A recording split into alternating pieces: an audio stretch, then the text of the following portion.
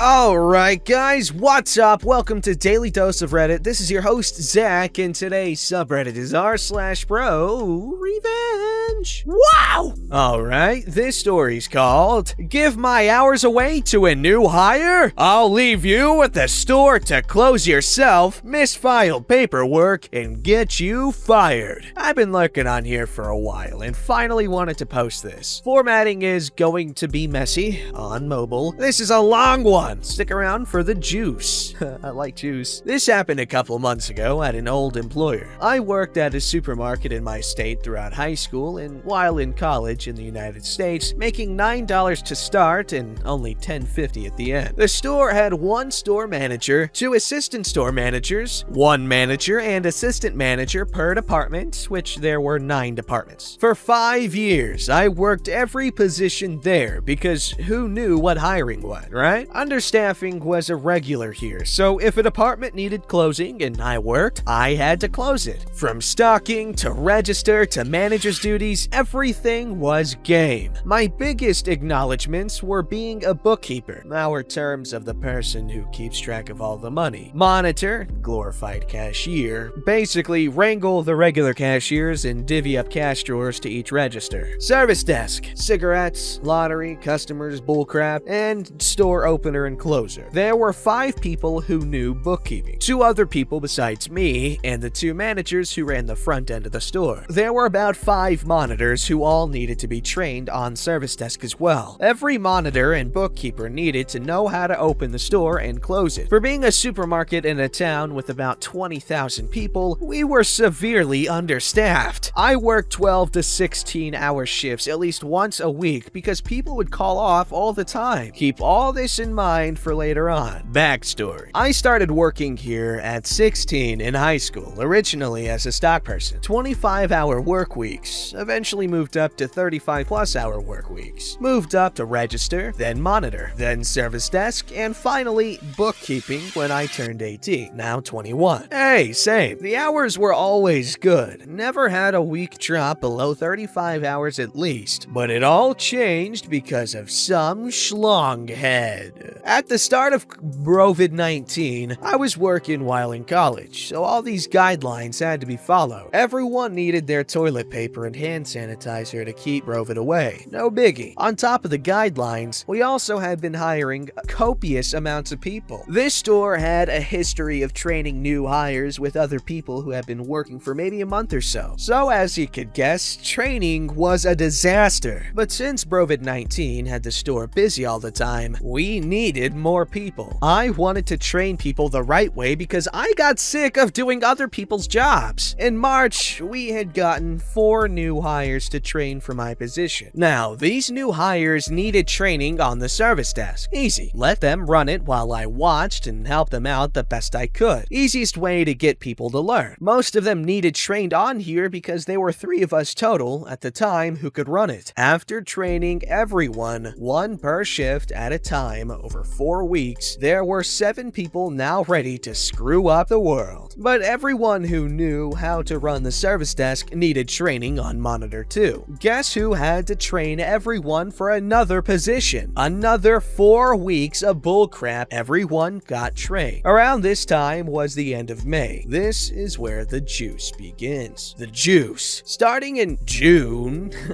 we had been starting to lay off the hours since COVID-19 started to slow down. Hours started to get cut from all the register people, from about 20 to 30 hours a week to 10 hours max. We got overstaffed and people started quitting left and right. Not a big deal because those positions were easy to fill, but that's when my hours started getting cut. At the time, the one new hire who started in March, who we'll call Helen, had been getting really good hours. I'm talking about my hours. We had the same problem. College money, car money, the works and all. But then I got scheduled for 16 hours one week, and they got scheduled for over 35 hours. Not once since I was 18 did I get less than 35 hours. So I decided to confront the assistant manager who is in charge of scheduling. We'll call him Frank. Hey Frank, I noticed my hours got cut. What's happening? I know. Everyone's hours are getting cut. I have to make room for everyone, you know? I couldn't help but Notice that Helen is getting quite the hours, so you made room for her and no one else? I was unaware of that. I'll get you some more hours next week. The rest of the week was kind of boring since I was a workaholic. No one called me to cover shifts or anything. The following week, I asked around to see who covered any shifts last week, and it turns out that all the new hires got called first. That kind of pissed me off, but hey, can't do anything about it now. Later that day, I check my schedule and what do you know? The same 16-hour week. I was livid at this point. I should have been honored for my seniority there. Not getting screwed over in hours. I went back to Frank and confronted him. Hey, what the hell is this? I thought you'd be finding me hours this week. I can't live off of this. Well, it turns out that I couldn't find you hours. I tried calling. Bull crap, you tried calling me. Not a single person called me. Instead, all the new hires got called. What the hell, man? There's nothing I can do. You might have to just find another job. This pissed me off beyond belief. I was ready to pop. But this is when my bright idea came into play. For a couple of days, I searched around for other supermarkets in my area offering jobs. After about a day of searching, I found a job paying double what I made now for the same qualifications. I gave them a ring and got an interview for the following week. The following day, I went into work for what I didn't know was my last shift and told Frank what was happening. Hey Frank, I just wanted to let you know I took your advice. Advice? What do you mean finding another job? You're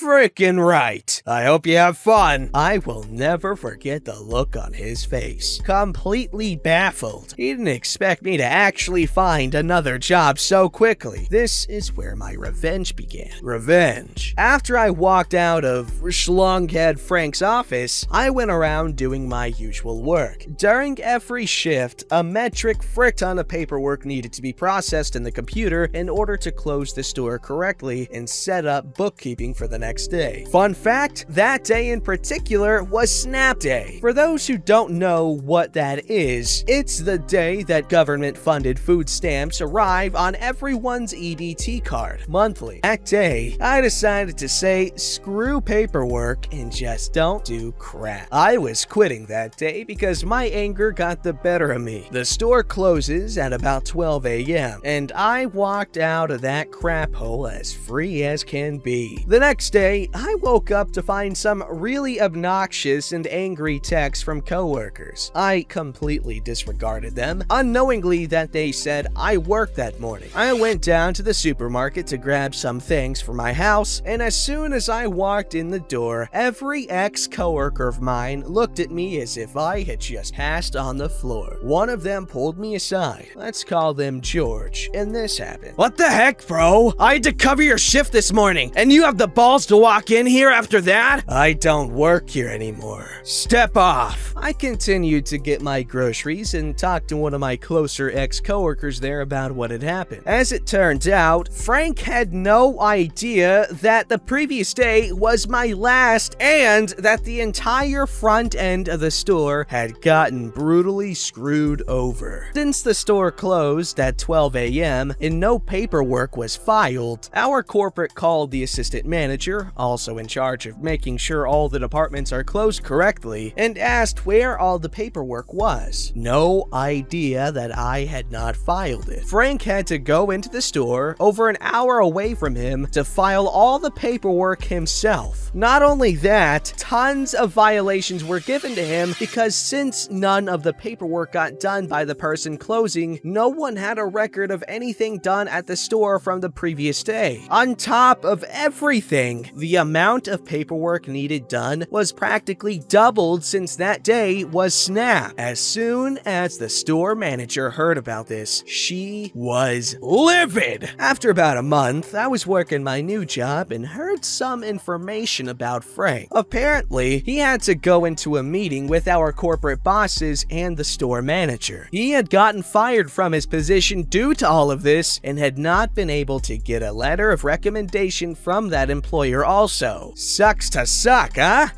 incredible! I liked it. Also, a little bit of a I don't work here lady thrown in there, sprinkled in there with the I don't work here, George, step off, you know? Pretty cool stuff. Also, cool that you got a freaking better job, and also, respect your longtime employees. How about that? This story's called Get a Cheaper Babysitter? I was told to post this year. Not my last job, but the one before that went through a period wherein they required I wear a uniform. Basically, it was a dark blue button-up, or Oxford style. I ended up with 4 of the button-up and 3 of the Oxfords. Also, being in IT, I thought I looked more professional in khakis. I bet you can tell the location of this tale. I was in Wally World looking at the vending machine in the entryway when a woman came storming past me screaming at the poor door greeter that she was in a hurry, was paying someone to watch her kid, and needed something fast. I don't remember what, some cooking appliance that I'm not familiar with. Is it a toaster? I finally pick my drink, get my can, and head in to get my groceries. And the woman sees me and walks over waving and snapping and yelling to get my attention. This leads only to me looking at her like she was a nutter and raising one eyebrow. I need a toaster! I'm in a hurry since I'm paying that thief of a neighbor every half hour to watch my kid! So hurry up and get one for me! Someone thought Walmart was a full-service shop? I explained, somewhat rudely, that I don't work there. I'm not sorry. If you come stomping up to me yelling and waving and making me consider punching you in the face a good way to not get hurt, I'm not a civil being. Don't try that game! You kids today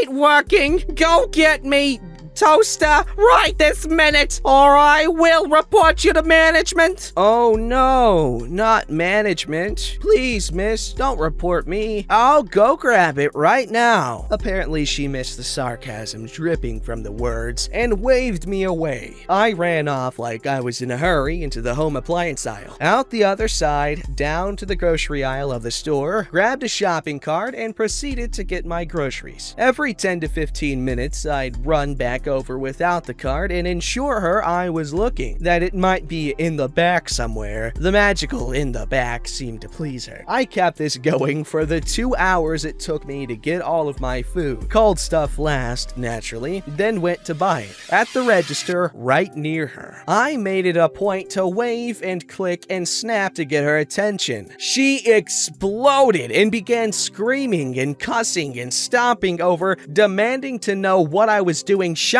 instead of helping her. The poor cashier didn't know what to do and just set her light to flashing and got the hell out of there.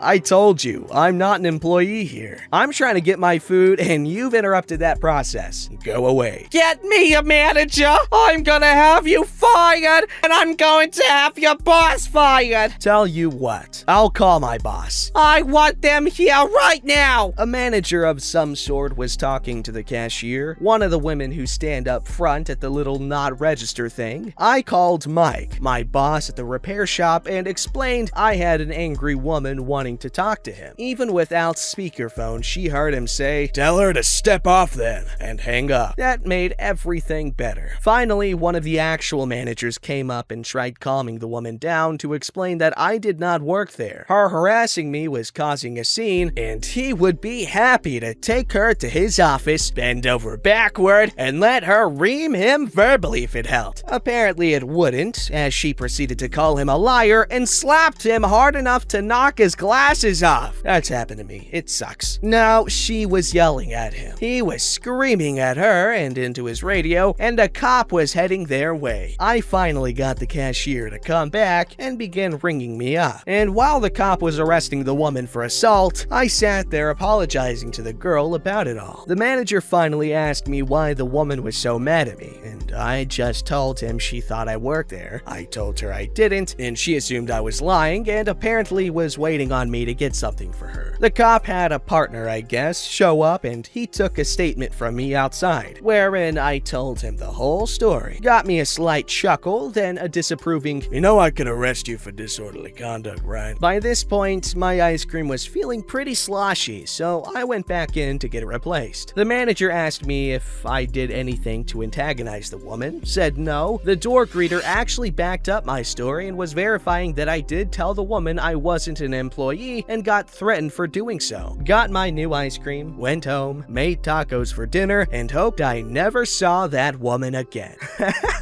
What the hell? Okay, that is freaking hilarious. What did he do to get threatened with disorderly conduct? Like, what? Or a charge for disorderly. English is hard. All right. Okay, so as I have done before, I'm going to do again. And also I saw some comments asking for some wholesomeness. And so today, I'm going to end our episode of ProRevenge with an Ask Reddit answer for what is the most wholesome thing your significant other said or did. And then let's read this answer by Salsa Stark. I am a very hairy woman. Okay, well, that was a very wholesome answer, and I'm just kidding. This is partly due to my ethnicity, but on top of that, I have PCOS, which is polycystic ovary syndrome, a side effect of which is excessive body hair. So my whole post-puberty life has kind of been this battle against an ever-surging tide of thick black curlies from my eyebrows all the way down to my toes. I used to be pretty diligent about keeping up with my hair removal regimen, but in recent years, it's become less important to me to keep up with that. I still wax my mustache and such, but the rest of my body, I pretty much just let go unless I know I'm going to be around a bunch of people in a swimsuit or something like that. Anyway, my boyfriend has always reassured me that he doesn't care that much if I shave or wax, but I still felt a little self-conscious about it around him. Last winter, I was unwinding after an exhausting day and decided to take a hot bath. When boyfriend came home, I was still in the tub reading. We started talking about our days, and he paused to tell me how sexy I looked right then. I laughed and said, yeah, right. In all my hairy glory, he said, hell yeah, you're my sexy wolf girl. I know it's a little stupid thing, but something about him saying that made me feel more loved and accepted than I ever have with anyone. I've always been self-conscious about my body, and particularly about how hairy I am. So hearing that he found me sexy, hair and all, was a really incredible moment for me. That is so incredibly sweet. I don't know about you, but sometimes a little bit of cactus leg is a good thing, you know? Really efficient at scratching an itch. And trust me, there's definitely plenty of scratching going on when there's some stabilization on their legs going. Lots of scratching. Don't forget to like, subscribe, and hit that bell to never miss an episode.